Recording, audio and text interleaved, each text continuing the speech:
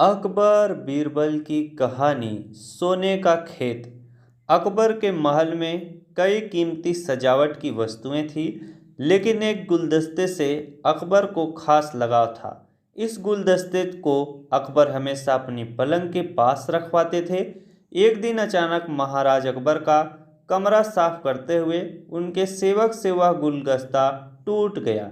सेवक ने घबराकर उस गुलदस्ते को जोड़ने की बहुत कोशिश की, लेकिन नाकाम रहा।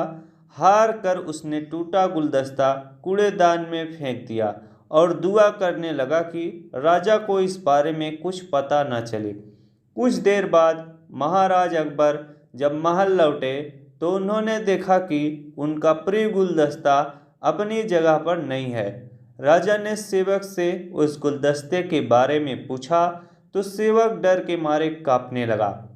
सेवक को जल्दी में कोई अच्छा बहाना नहीं सूझा तो उसने कहा कि महाराज, उस गुलदस्ते को मैंने अपने घर ले गया हूँ ताकि अच्छे से साफ कर सकूँ।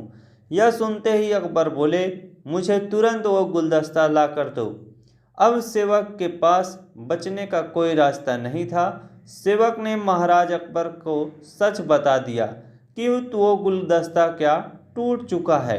यह सुनकर राजा आग बबूला हो गए। क्रोध में राजा ने उस सेवक को फांसी की सजा दी।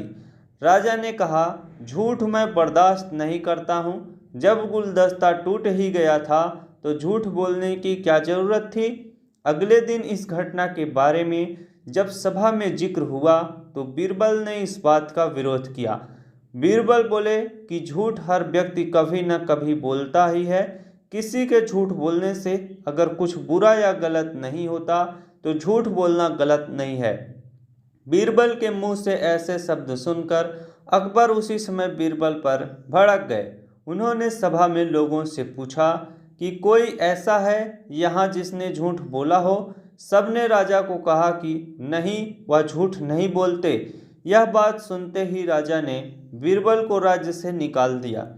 राज दरबार से निकलने के बाद बीरबल ने ठान ली कि वो इस बात को साबित करके रहेंगे कि हर व्यक्ति अपने जीवन में कभी ना कभी झूठ बोलता है। बीरबल के दिमाग में एक तरकीब आई, जिसके बाद बीरबल सीधे सुनार के पास गए। उन्होंने जौहरी से सोने की गेहूं जैसे दिखने वाली बाली बनवाई और उसे लेकर महाराज अकबर की सभा में पहुंच गए।